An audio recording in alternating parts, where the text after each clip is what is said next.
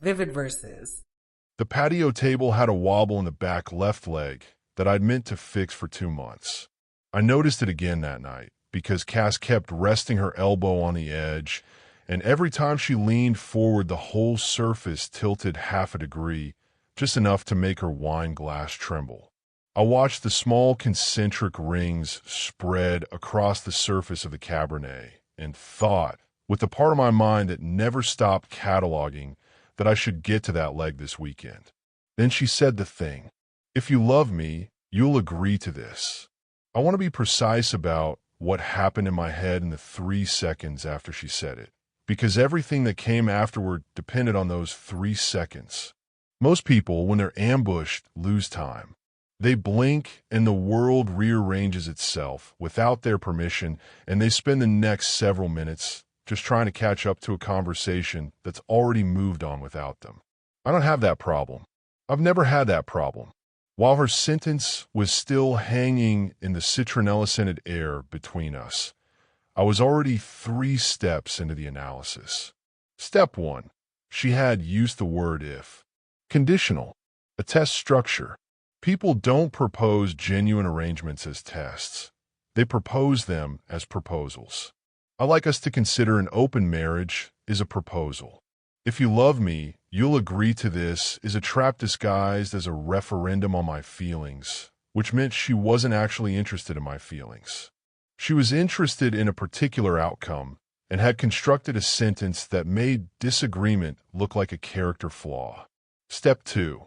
The construction only works if I'm afraid of being seen as unloving, which meant somewhere in her calculations, she decided I was the kind of man who'd rather betray his own comfort than risk a label. She didn't know me as well as she thought she did, which was, in itself, useful information. It told me how long she'd been having this conversation with herself before she ever said it out loud to me.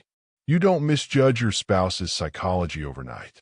That kind of misreading takes months of private rehearsal, alone, building a version of me in her head that would say yes. Step 3, and this was the one that actually mattered. Nobody asks for permission to leave a marriage that's still alive. You don't need an open arrangement if what you have at home still works. The request itself was the confession. She wasn't asking me to expand our marriage. She was asking me to co-sign its conclusion while letting her keep the deed to the house. The whole calculation took less time than it took her to lift her wine glass back to her lips. Open how, I said, not because I needed clarification. I needed to hear her finish drawing the shape of what she actually wanted, because if I was going to act, and I already knew I was going to act, I wanted to act on the full picture, not the first brushstroke. She set the glass down, careful now, like she'd expected resistance and gotten a question instead and wasn't sure if that counted as progress. I don't know. Other people. No rules about who, just honesty about it. We'd still be us. Just not exclusive. You already have someone in mind. It wasn't a question. I watched her face for the half-second flicker that would confirm it.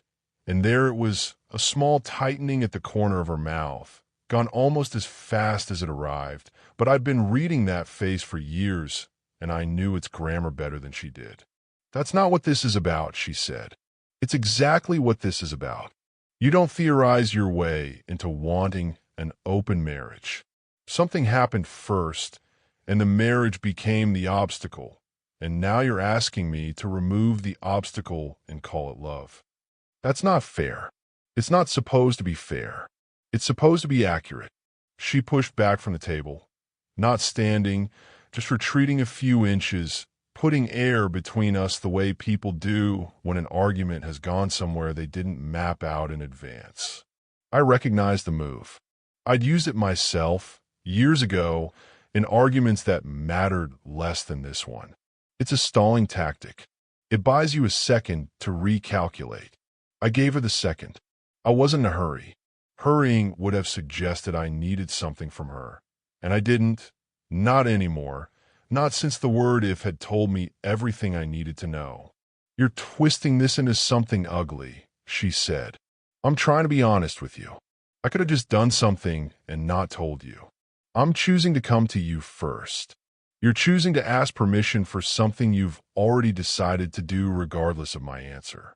That's not honesty, that's insurance. You don't know that. I know how sentences work. If you love me, you'll agree to this isn't a request, Cass.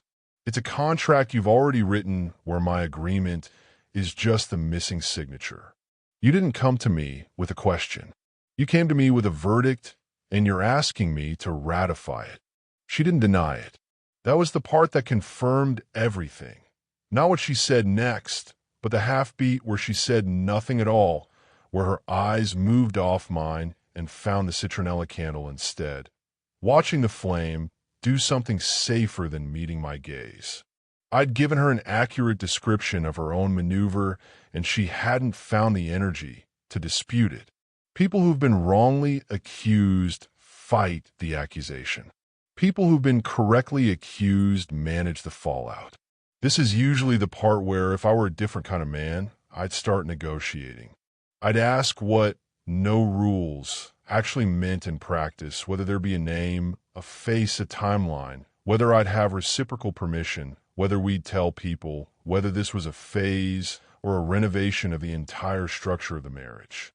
I could feel the shape of all those questions sitting right there, available to me, a whole branching tree of negotiation that a more anxious man might have climbed in an attempt to retain some control over a situation that was rapidly slipping out of his hands. I didn't climb it. There was no reason to. The tree only matters if you're trying to save the building it's growing next to, and I'd already concluded the building was on fire and she was the one holding the match, dressed up as a firefighter. "Okay," I said. She looked up. Something in her face loosened. The relief of a person who'd braced for a fight and instead got compliance.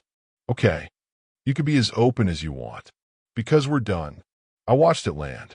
I watched the relief curdle into confusion, and then the confusion try to find its footing and fail, because she'd prepared rebuttals for anger and rebuttals for tears and rebuttals for wounded pleading. But she hadn't prepared anything for a man who simply agreed with her premise and arrived at the conclusion she'd been too afraid to say out loud herself. "That's not," she started. "I didn't say I wanted a divorce. You didn't have to. You said you wanted permission to be with other people while keeping this house, this name, this arrangement. That's not a marriage anymore, Cass. That's a roommate situation with better tax benefits. I'm not interested in being your landlord while you audition replacements. You're being dramatic. I'm being efficient. You asked me a question. I gave you the honest answer. You're free. I'm free. Nobody has to lie to anybody. Nobody has to sneak around. Nobody has to wait for the right moment to confess something they've already half committed to in their head. You get exactly what you asked for. I'm just removing myself from the part where I have to watch it happen." She stood up fully this time, the chair legs scraping against the stone patio, a sound sharp enough that I noticed even the candle flame seemed to flinch. "This isn't what I meant." "What did you mean?"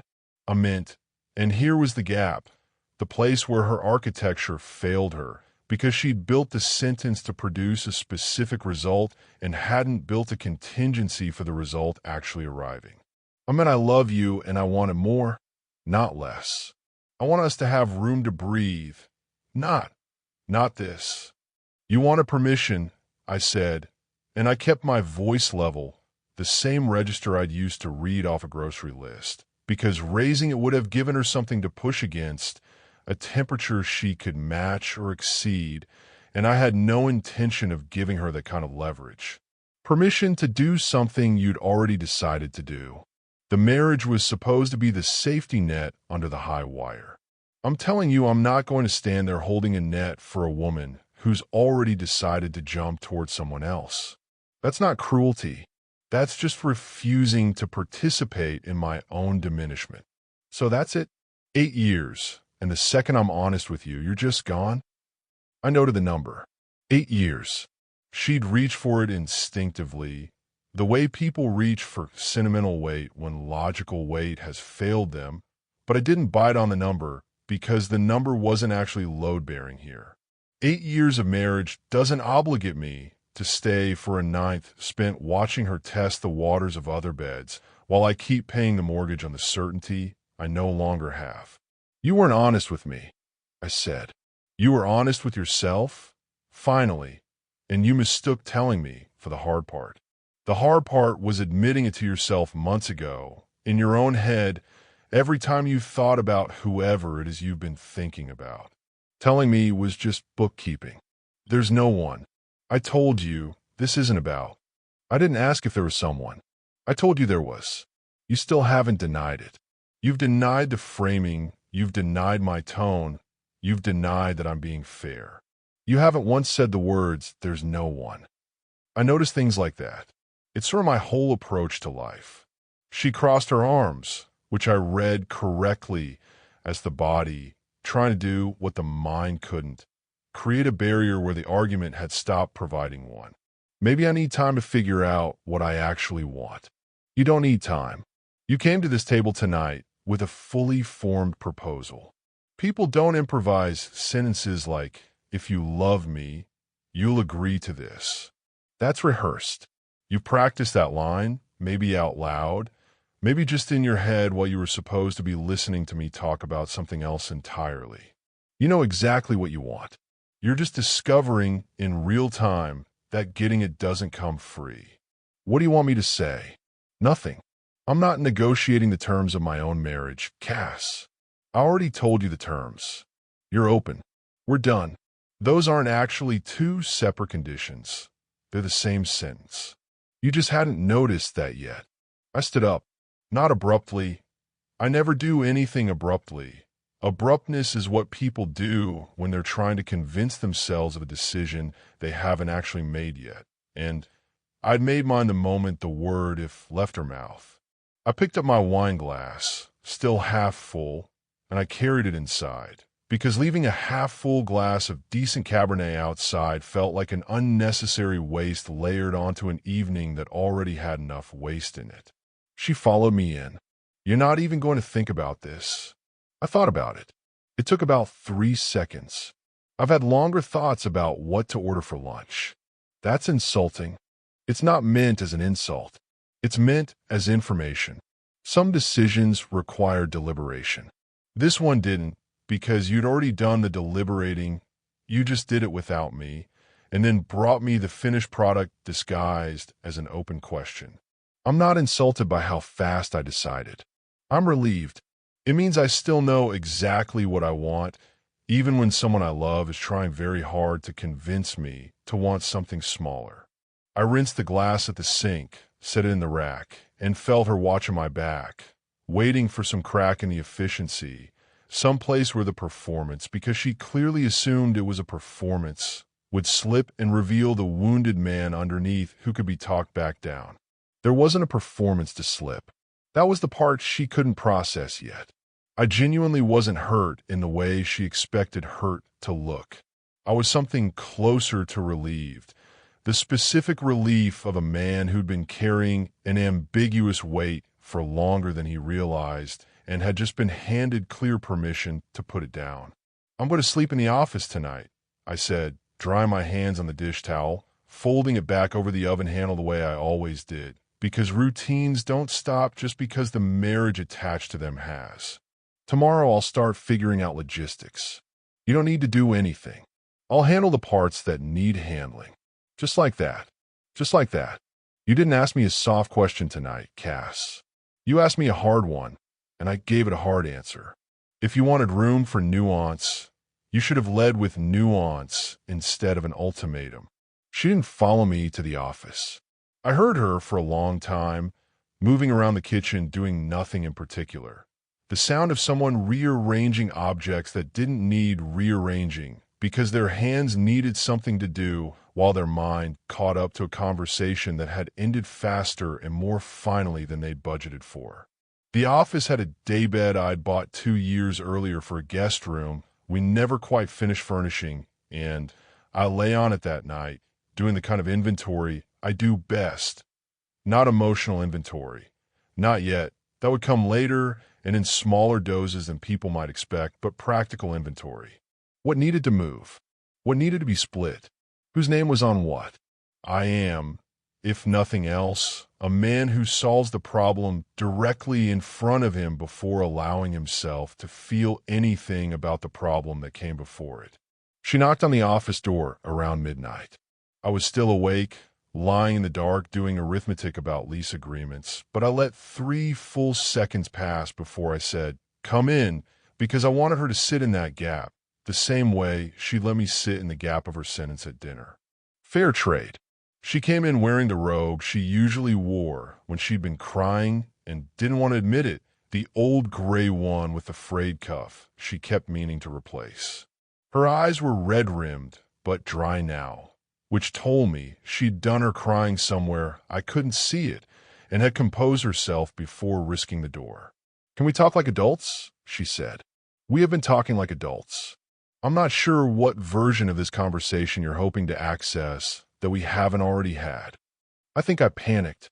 I think I said something I didn't fully mean, and you took it further than I intended, and now it's spiraling into something neither of us actually wants." I sat up against the headboard, taking my time, because I wanted my next words delivered from a position of stillness rather than reaction. "Which part didn't you mean? The if you love me part, or the wanting other people part?" "I don't know. Both." "Neither." I was trying to express something complicated, and it came out as an ultimatum, and I think I scared myself with how it sounded once it was actually said out loud. "That's possible," I said, and I meant it. It was possible, in the sense that almost anything is possible, but possibility wasn't the same as probability, and I wasn't in the business of organizing my life around the merely possible. But it doesn't change what you actually said, or what saying it revealed. You can regret the delivery without the content being false. I think the content was true.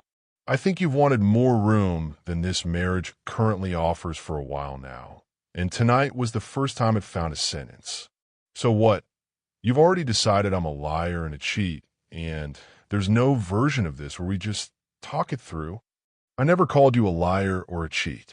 I called you a woman who told me the truth and then got frightened by what the truth cost. Those are very different things. I'm not angry at you, Cass.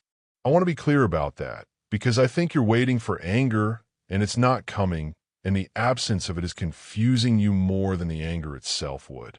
She sat on the edge of the daybed, careful not to touch me, which I noted as its own kind of information, the body keeping a boundary the mouth hadn't yet agreed to. Then what is this if it's not anger? It's clarity. You handed me a binary tonight. Either I agree to an arrangement that tells me my presence in this marriage is negotiable, or I don't, and the marriage ends. I didn't invent that binary. You built it. I just told you which side of it I'm choosing. There were other options. We could have talked about boundaries. We could have gone to counseling. You jumped straight to the most extreme version. I didn't jump anywhere. I listened to exactly what you said, and I responded to exactly what you said. If there were other options on the table, you should have put them on the table instead of an ultimatum wrapped in a love test. You told me the price of my love was agreement. I told you I wasn't willing to pay it. That's not extreme. That's just declining a price I didn't think was fair. I wasn't trying to set a price. You said verbatim, "If you love me, you'll agree to this." I don't know how else to read a sentence like that except as a price. You attached a condition to my love and told me failing to meet the condition meant the love wasn't real. I'm telling you the love is real. It's also not for sale at that price. Those two things aren't in conflict.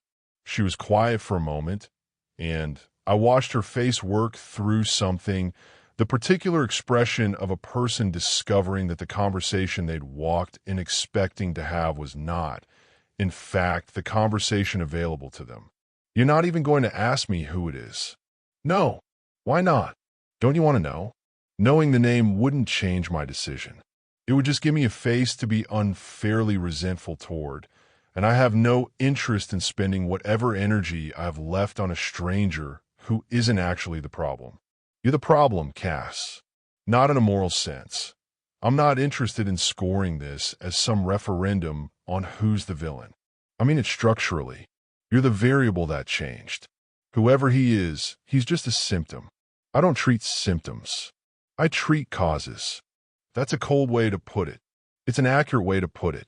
I could be warmer about it if you wanted, but warmth wouldn't change the underlying facts. And I think you'd rather have the facts than the comfort right now, even if you don't know that about yourself yet. She pulled the robe tighter around herself, a gesture I recognized from years of watching her do it during arguments that mattered far less than this one. I don't think I want a divorce. I believe you.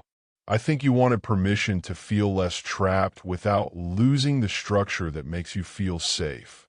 That's a completely human thing to want. It's just not a thing I can give you, because the moment I give it to you, I become something smaller in my own life than I'm willing to be. I'm not willing to be the safety net under somebody else's adventure. And if I said I take it back, I don't want the open thing. I just want us the way we were. This was the question I'd been expecting since she walked through the door, and I'd already run the calculation on it hours earlier, lying in the dark doing my arithmetic. The answer hadn't changed. I don't think you can take it back, I said. Not because I'm punishing you for saying it.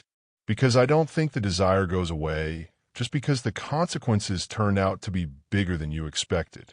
You didn't say that sentence by accident, Cass. You said it because some part of you has been quietly negotiating with the idea of other men for long enough that it finally needed an exit valve. If I let you take it back tonight, we're not actually solving anything.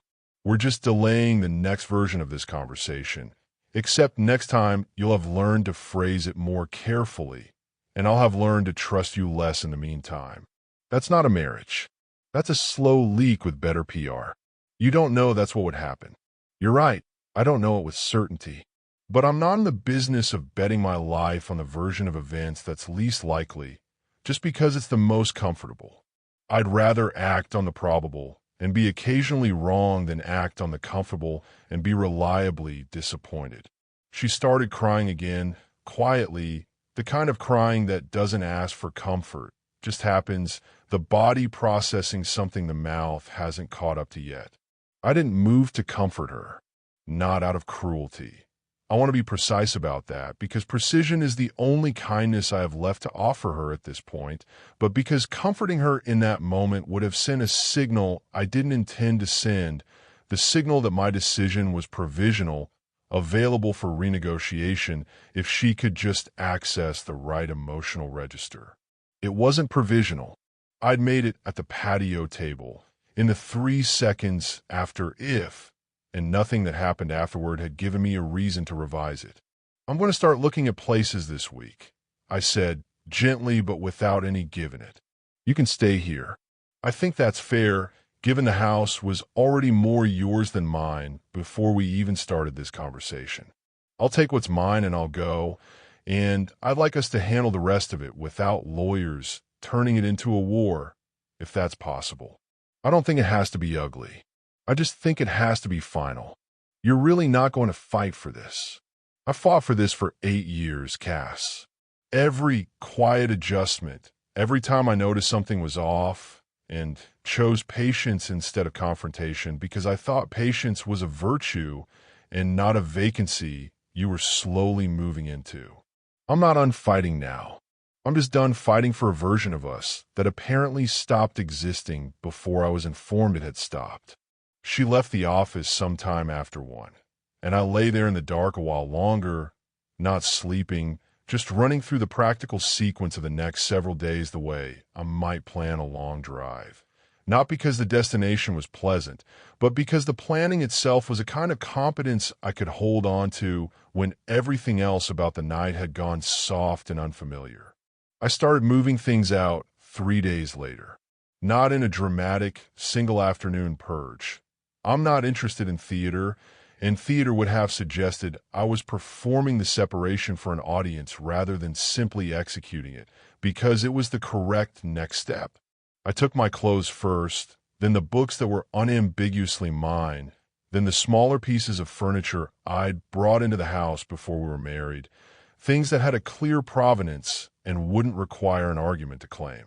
I labeled boxes. I made lists.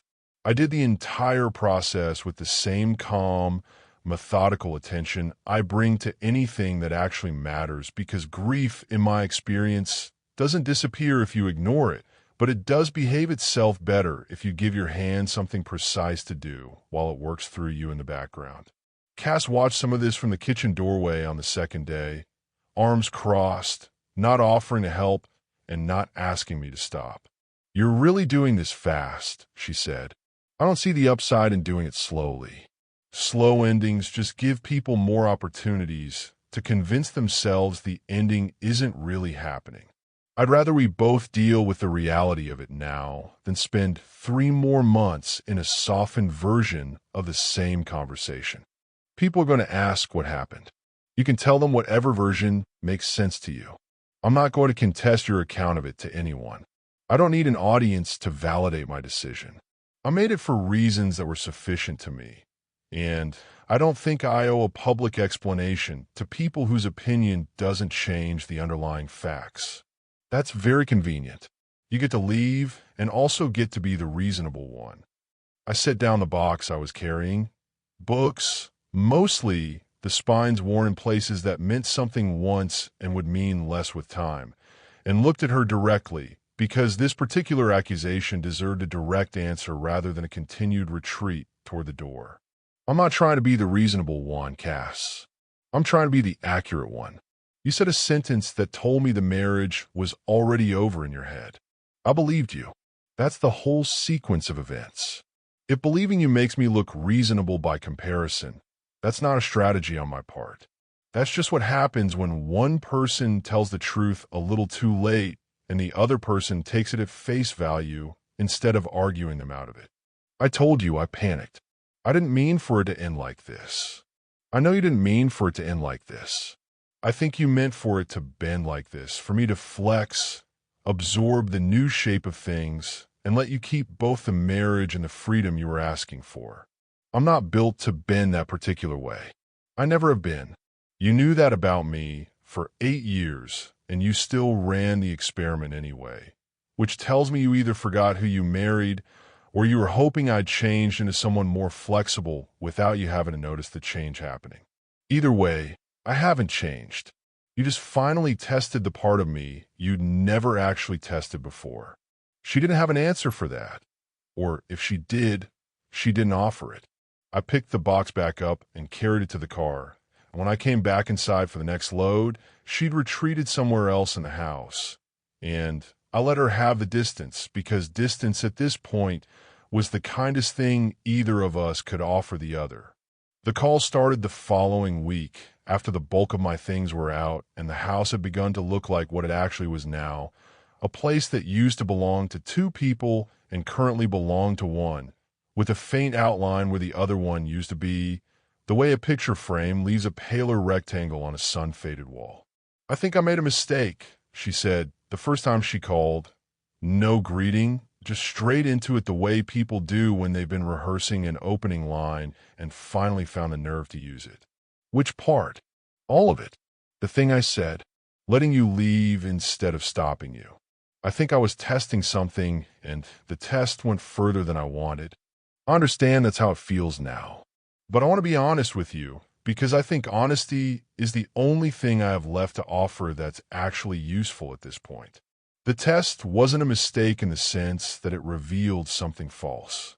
It revealed something true, that you'd already drifted somewhere I couldn't follow you, and that some part of you needed permission to either stay drifted or come back, and you were hoping I'd give you the kind of permission that let you do both. I couldn't give you that. I still can't. I wasn't trying to manipulate you. I don't think you were trying to. I think you didn't fully understand what you were doing until you saw how I responded to it. That's not malice, Cass.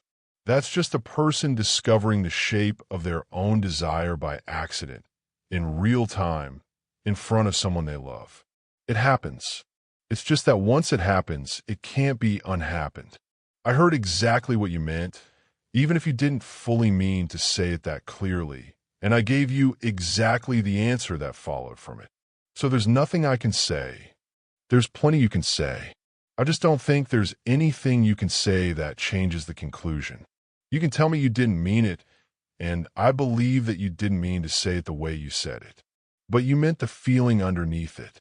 I don't think a person accidentally constructs a sentence like, if you love me, you'll agree to this without there being a real, considered desire sitting just beneath the words. I'm not angry at the desire. I'm just not willing to be the man standing next to it, watching it get satisfied by someone else while I hold the door open. She was quiet on the line for a long moment, long enough that I could hear, faintly, some domestic sound in the background, a tap running, maybe, or the low hum of a television left on for company rather than viewing. I keep thinking if I just said it differently, you'd have arrived at the same place eventually, I said, gently, because there wasn't any benefit in being sharp about this particular point. Different words, same underlying arithmetic. You wanted room you didn't think you had inside this marriage. I wasn't going to be the one to manufacture that room for you by stepping back and pretending not to notice what it was for. The phrasing isn't really the problem you think it is. The problem is the thing the phrasing was trying, badly, to describe. I don't know how to just accept that it's over. You don't have to accept it all at once. You just have to stop calling me, hoping I'll unaccept it on your behalf. I've already done the part where I sat with this and decided. I'm not going to keep redeciding it every time you need me to, because every time I redecide it, it costs me something I don't have an endless supply of. I like to keep this civil. I'd like us to handle the practical parts of this without turning it into something either of us has to recover from for years. But I'm not going to keep proving the decision to you on a weekly basis. I made it once. It was enough. Is there really nothing I could have done differently that night?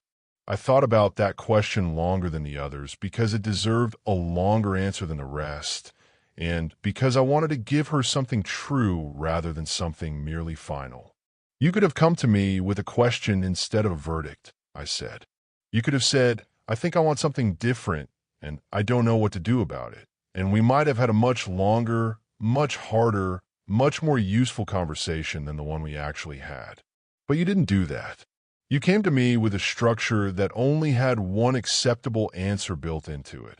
And when I gave you a different answer than the one you designed the structure to extract, you didn't have a contingency for it. That's not really about that specific night, Cass. That's about how you'd already decided to handle this, long before you said anything to me at all. I just responded to the version of events you actually gave me. I couldn't respond to the version you wish you'd given me instead. She didn't call again after that, not for a while, and I didn't reach out either because there was nothing further on my end that needed saying. I'd given her the only thing I had left to give, an accurate account of what had happened and why, and an accurate account, once delivered, doesn't improve with repetition. It just gets worn down, the way anything does when you keep handling it past the point where the handling serves a purpose. I finished moving the last of my things out on a Sunday, the kind of gray, undistinguished afternoon that doesn't announce itself as significant until much later in memory. When you go looking for the exact day, a chapter ended, and find it hiding in weather too ordinary to have noticed at the time. I locked the door behind me out of habit, even though it wasn't my door to lock anymore, and stood on the front step for a moment doing the kind of final inventory I do best, not of what I was losing because I'd already accounted for that days ago, but of what remained true regardless, that I'd heard her clearly, that I'd answered her honestly, and that the speed of my decision wasn't coldness, but simply the absence of anything left to deliberate. She'd asked me a question disguised as a test. I'd given her the only answer the question actually contained. Thanks for listening.